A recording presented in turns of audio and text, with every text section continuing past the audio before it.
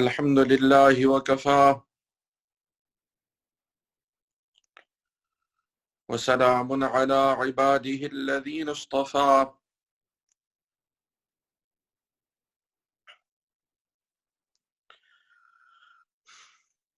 أما بعد فأعوذ بالله من الشيطان الرجيم بسم الله الرحمن الرحيم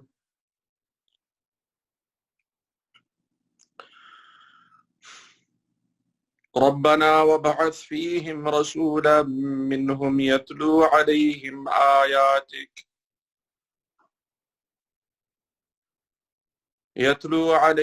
آياتك ويعلمهم الكتاب والحكمة ويزكيهم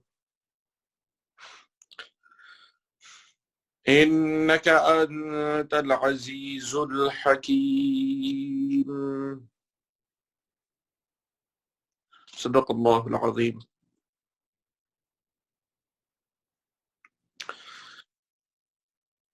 Regarding ayat number 129 of Surat al-Baqarah, the dua of Sayyidina Ibrahim alayhi salam and Sayyidina Ismail alayhi salam, they made dua to Allah subhanahu wa ta'ala that He makes their progeny, their offspring, ummatan muslimah, an ummah, a nation that will submit to Allah subhanahu wa ta'ala. And in that dua, they also requested Allah subhanahu wa ta'ala to send the greatest messenger, Rasulullah sallallahu alayhi wa sallam, as a Nabi, as a Rasul to this ummah, and who will teach this ummah that, or who will recite for this ummah the ayat of Allah subhanahu wa ta'ala, the Quran, and who will teach this ummah the Quran, the Tafseer of the Kalamullah, the Tafseer of the Quran. Who will also teach this ummah al-hikmah, wisdom, being the sunnah of Rasulullah sallallahu alayhi wa sallam. And who will also purify this ummah, wa yuzakkihim, and will do their tazkiyah.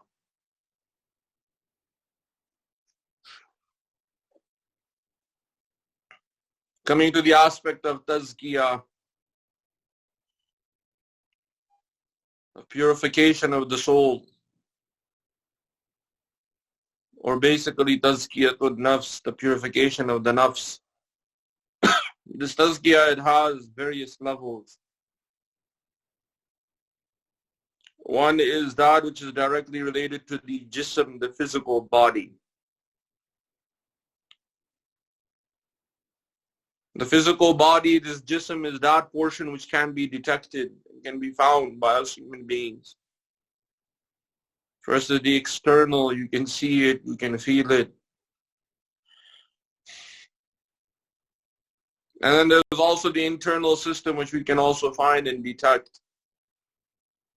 You have the organs and the blood and so on and so forth.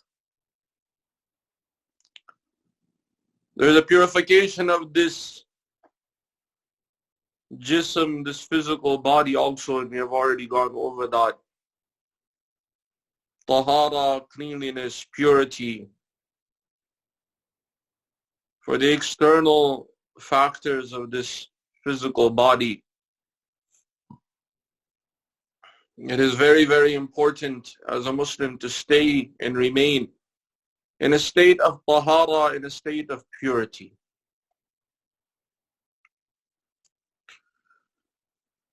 The internal system, the organs in this body,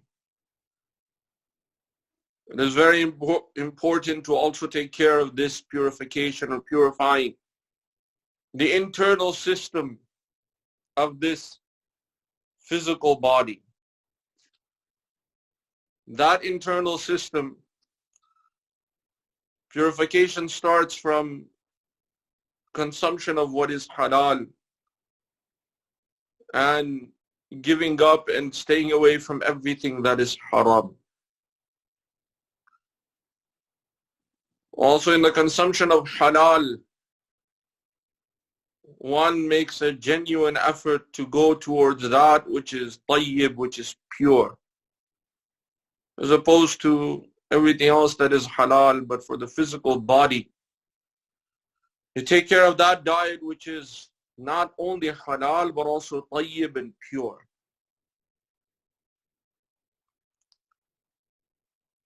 This jism, this body, understanding the mechanisms of this body, another very important factor in purifying this physical form, in purifying the internal systems of this physical body.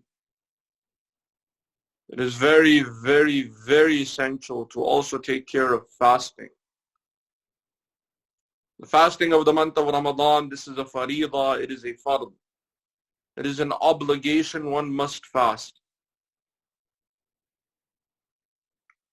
The hukum and command from Allah subhanahu wa ta'ala is very clear, it is a faridah. But this fasting also has many physical benefits also. Even medical science tells us of the numerous benefits of letting the body go through the system of fasting that has been given to us in the deen of Islam. Where you eat suhoor, remember eating suhoor, the meal before sunrise, or before the break of dawn, before the fajr. That suhoor is very, very important. We have even been told in the hadith of Rasulullah sallallahu alayhi wa sallam, تَسَحَّرُوا فَإِنَّ فِي السُّحُورِ بَرَكَةً. Eat suhoor, because in this suhoor there is barakah, there is blessings. Means it is a healthy meal. It's very, very beneficial to have your suhoor before fajr, before the break of dawn. Then letting the body go through many, many long hours or throughout the whole day. No food, no drink. This basically revitalizes the body. And this is not done for 1 day or 2 days, but it is done over the span of 1 month. It is a faridah. So it replenishes within the body numerous things. It lets the body take a rest. The body takes a break. Many a times we almost abuse our insides by overeating. But this fasting, it is very, very beneficial in giving the body a break, letting the systems relax, the internal system. Fasting has numerous benefits. I'm just talking about the purification of the internal system. Along with this fard, the faridah fast, we also have the sunan, those fasts which you fast from the sunnah of Rasulullah sallallahu alayhi wa sallam. You have the 6 fasts of Shawwal. They're very, very important. After the month of Ramadan, after Eid, after the day of Eid. So in that month also there are 6 fasts. Then every Monday and every Thursday there's sunnah to fast. And also 13, 14, and 15 of the lunar calendar, where we have the full moon, those days that are the full moon. So we also fast those days in which the nights are the full moon. We also fast on those days. The sunnah fast, very, very healthy, very, very beneficial for this physical body. There are numerous health benefits. You can go to the books of medicine and find the benefits of fasting. So this is the tazkiyah of the internal system of the human body. And many a times because we don't take care of the internal system, different kinds of diseases and sicknesses come. So it is very, very important to also take care of the internal system. Also, it is a sunnah of Rasulullah sallallahu alayhi wasallam that when he used to have his meal, when he would eat, he never overate. He never ate a full stomach. He even discouraged this, to eat so much. There was no system of eating for enjoyment. This is not the system of a believer. A believer does not eat to enjoy the food. A believer eats to gain the health from the food. There is nothing wrong if you do enjoy it. You know, mashallah, your favorite food is there, so you can have that. There's nothing wrong with that. Even Rasulullah sallallahu alayhi wasallam, he had certain foods that were his favorite. So it's nothing wrong with having favorite food. But there is something wrong with overeating it. We should take care of the system of the body. Do not abuse the internal system, because this is like corrupting it, and you need to purify this system. It is very important to let the body take a break over time. So this is also very, very important, to take care of the internal system. Other elements go into diets, being very particular with the diet, going through a very, very good system that has been proven to be very, very healthy and helpful and beneficial for the physical system inside. These are all systems of tahara, of purity, of the nafs. This is what the Quran and this is what Sunnah teaches us. That when you talk about tazkiyah, you talk about purity. It is in every aspect of the human system. So first, the external body must be purified by wudu and with ghusl and other systems taking care of the cleanliness of the body. Also, clean clothing. We should not wear clothing that is najas, that is impure. This is why Islam does not allow us to wear such clothing, especially if we want to pray salah. To be in a state of tahara and cleanliness, one should not wear clothing that is najas, that has najasa on it, that has impurities on it. So this is encouraging us to keep even the clothing very clean. And then the internal physical system. Proper diets, halal food, along with the halal food, tayyib food, food that is healthy, that is pure. And even that, eat it in restricted format. Try your best to fast. Fasting is the best diet you can go through. They have all these diet plans, you know, now they have this different kind of intermittent fasting. All these things, you just fast. Follow the sunnah fasting of Islam. There's nothing better than this, even better than the intermittent fasting. So they've gotten this this is also the diets that we have within our Islam for the past 1400 years.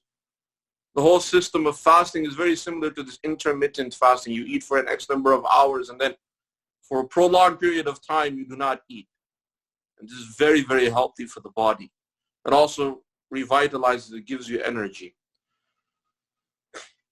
Another very important factor for this human body and this insan, this human being, especially a believer, is the company that we keep. The company that we keep, this will determine, and then we'll go into the other forms of tazkiyah, psychological benefits and the ruhani benefits, psychological purity, the spiritual purity. But it's important to understand that your environment will determine the level of purity you will have in your thoughts and the level of purity you'll have in your ruh, in your soul. If your company is that of wicked people, who in their language, they're very foul in their language. In their jokes, they tell lies, and even in their jokes, they're not clean. And also in their system of speech, all they talk about is filth, and they do not have any system of purity, no kind of intellectual discussions. There are people who are very abusive with their language. There are people who mock and make fun of things that they do not have any reason to even speak about. There are people who are wicked in their day-to-day lives. This can have a very profound impact on us. We are human beings, and Allah subhanahu wa ta'ala created us with a system that we are affected by our environment. We should be very, very careful. Everything around us affects us. Even the weather. When it gets cold, we protect ourselves from the cold because it affects us. The heat, the weather outside, when it's hot, it affects us, so we change our clothing again. Similarly, if the weather affects us, so also this is one example of the environment affecting us. So the kind of people we keep company with, that is the type of people that we will become. In my experience, what I have seen, that there was a group of people that we have found that they were very successful in their fields. They were to the very top of their fields. Some were ulama, scholars. Some were doctors. Some of the elders that I found, they were engineers. And I'm referring to them as elders because I tried my best to learn many formulas from them. Some were businessmen, very, very successful businessmen. Some were great leaders. And the one thing we found was that they also imparted those qualities to their children. Many of them had very successful children. Their children also became successful and went to the top of their fields. I was very surprised that, we find in our lives, you find many people that may be successful, but many a times their children are not as successful, that their children don't make it that far. So I went around myself just investigating, trying to find what was the secret that these successful people had. Because what we understand is many people who are successful, they are genuinely busy also.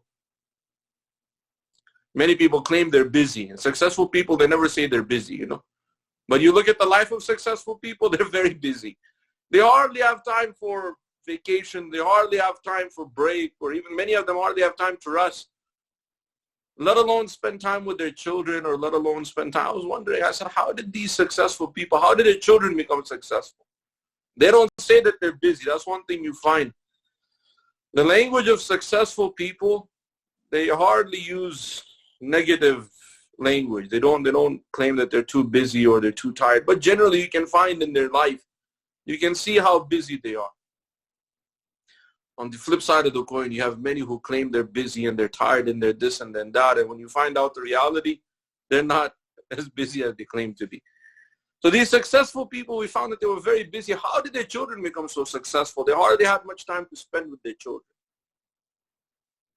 One thing that we found very, very common was that these successful people made sure that their children had the right company.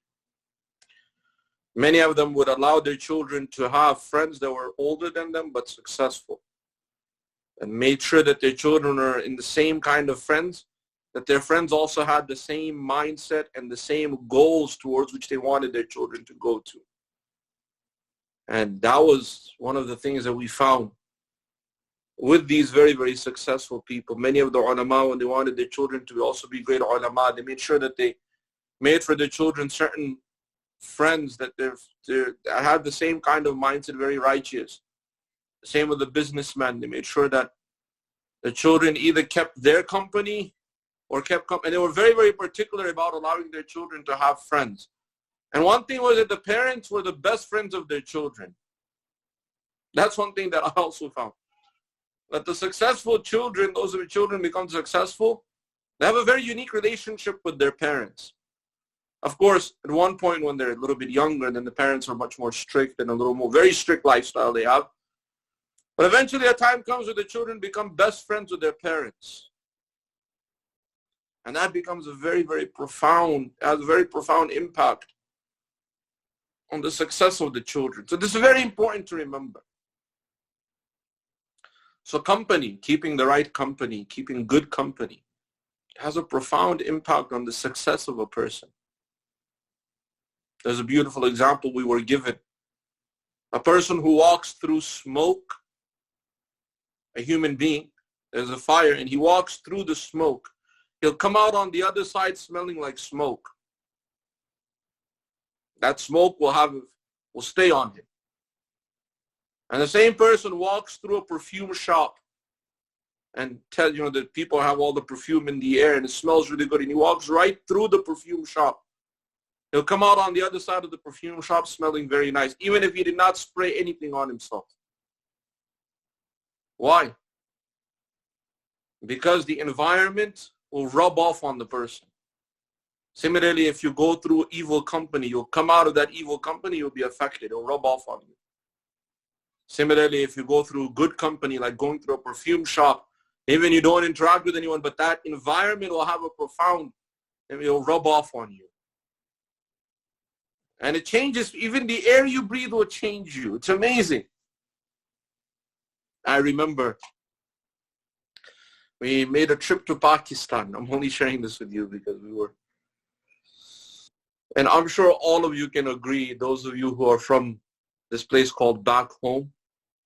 I was born and raised here, but for those who have back home, India, Pakistan, Afghanistan, Bangladesh, or Indonesia and Malaysia and China, or that area, or the Arab countries, all the Arab countries, I have utmost respect for all those countries. I'm only giving you my example. I remember when we boarded the plane in America, the same people were on the airplane with us. So from here, when we were boarding the airplane from America, mashallah, we had a straight line. Everyone was extremely civilized. Everyone, one by one, went to the counter. No one broke the line. Everyone had their baggage. Everyone gave their ticket. Very beautifully, everyone went through. Everyone, the same people now. We flew. We had our one flight. We had a connecting flight. I don't remember that any new people boarded the connecting flight. It was the same people. They just refueled the plane and went. And when we landed in Pakistan, the same people on the airplane. When we got off the airplane, the whole concept of standing in line was out the window. Same people. Everyone rushed to the counters. It was chaotic. Whoever could push and pull and break the line, there was no line. It was just a crowd. And I was surprised. And I remember my father was looking at me. He said, this is the effect of environment. In America, we were breathing American air, so we were all civilized standing in line. And now we've come, and now we're breathing this air, and we've become the people just by breathing. Even the air breathing has effect on you. There was no line, no concept of standing in line. No, whoever could get through, got through. We were at the end of, after the whole crowd passed, we were one of the last ones to pass. We tried to be a little bit civilized. It didn't work, but this is the reality. They even did just the same aeroplane, the same people. But we landed in a different country. The air changed and everyone changed. This is how the effect of environment, this is what effect environment can have on people. What just the change of your environment can drastically change who we are. And it doesn't take very long. That it may take days or weeks. No, in a matter of moments, a person can be affected. So we should have to be very, very, part of tazkiyah, part of purification is taking care of the company you keep, taking care of what kind of things you involve in, what kind of people you interact with. It has a profound impact on us. So this is the very essentials of tazkiyah. From the external system, remember, what is external will affect internally. If you have bad company, it'll affect you psychologically and it'll affect your soul. Now coming to the psychological. This psychology, coming to the psychological system of the human being, the thoughts, particularly the thoughts. These thoughts are an amazing thing that we have been told about through the ayat of the Quran, what kind of khiyalat, what kind of thoughts pass through this human being's mind. There are different types of thoughts. And we have to understand that some thoughts, they're innocent, they don't have any meaning, they just come, they go. There are other thoughts that stem from our beliefs. Those can have a very, very profound impact to the point where we may even be questioned about them. The thoughts in general, those that we do not control, they were not questioned about that. لا يكلف الله نفسا إلا وسعها. The human being is not burdened more than they can handle. Which means, or Allah subhanahu wa ta'ala does not burden someone more than they can handle. Which means that the things that we do not control, many things in our thoughts come to our thoughts, we don't control them. Those things will not be questioned about. But there are some thoughts that do come. And those thoughts, when you dwell on them, they can affect your aqeedah, they can affect your internal system. They can even affect your iman. And those are the kind of thoughts that Allah subhanahu wa ta'ala tells us. In the same Surat al-Baqarah, we are told Allah subhanahu wa ta'ala tells us, وَإِن تُبْدُوا مَا فِي أَنفُسِكُمْ أَوْ تُخْفُوهُ يُحَاسِبُكُمْ بِهِ اللَّهُ. And if you expose anything, or you hide something, you'll be questioned about it by Allah subhanahu wa ta'ala. يُحَاسِبُكُمْ بِهِ اللَّهُ. You'll have to give account for it by Allah subhanahu wa ta'ala. You'll be made to give account for it. What is important is that many times certain thoughts come to our minds. And these thoughts, they can have something that is, they can have a detrimental effect on even our iman. And this is human nature. This is not because, oh, someone went through something and that's why, or there's somebody that was more wicked than someone. No. Human beings, we're all, when it comes to humans in general, there are many things that we all share all together. Especially in times of difficulty, in times of pain, it's human nature to have very negative thoughts. So not just us, this was also even the Sahaba radiyallahu anhum ajma'in. In Surah Ali Imran, Allah subhanahu wa ta'ala tells us about the situation and the environment that took place during the Battle of Uhud. In the Battle of Uhud, many of the Sahaba radiyallahu anhum, they were faced with very, very difficult situation. Many were shuhada, many lost their lives. They were shuhada.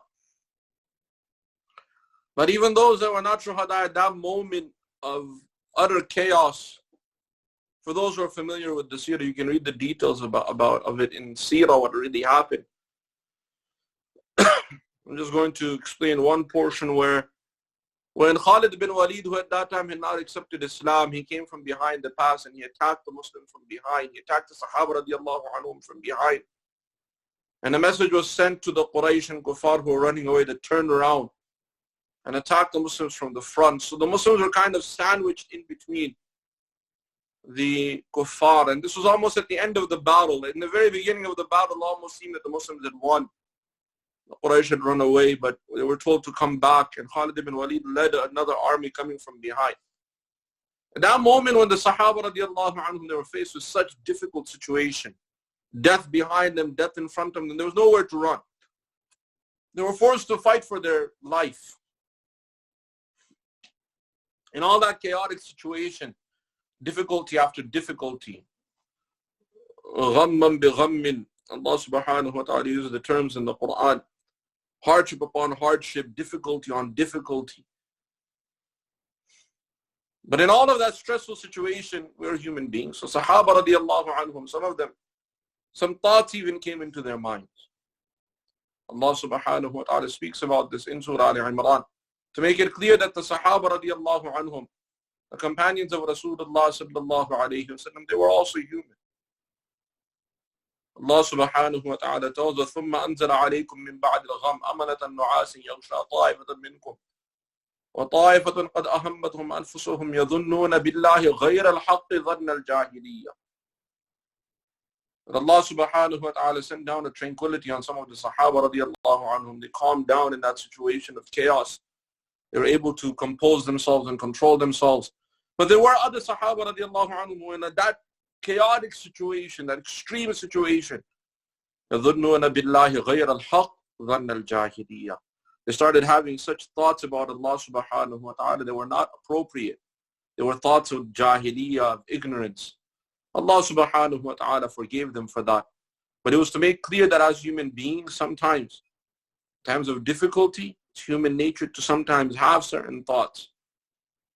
But What the believers, the quality of the believers is that they repent, they do tawbah. So it is very, very important. Yes, we are also living through a difficult time. And this difficult time, sometimes because of stress, certain thoughts can come. It's very important that we learn that ayat from Surah Al-Imran. And we can recite that ayah and other ayat as well, but we should be very, very careful with our iman, very careful with our belief. Because sometimes these thoughts, if you dwell on these negative thoughts, it can affect the iman and even take a person to the borderline of disbelief. So we have to be very, very careful with negative thoughts and negativity. And that's this moment, it's important that we keep ourselves composed and we put our trust in Allah subhanahu wa ta'ala. So this is one thing about thoughts. You have to purify your thoughts, especially in times of difficulty. You have to have sabr and patience. This is why there is the reward, so much reward for patience.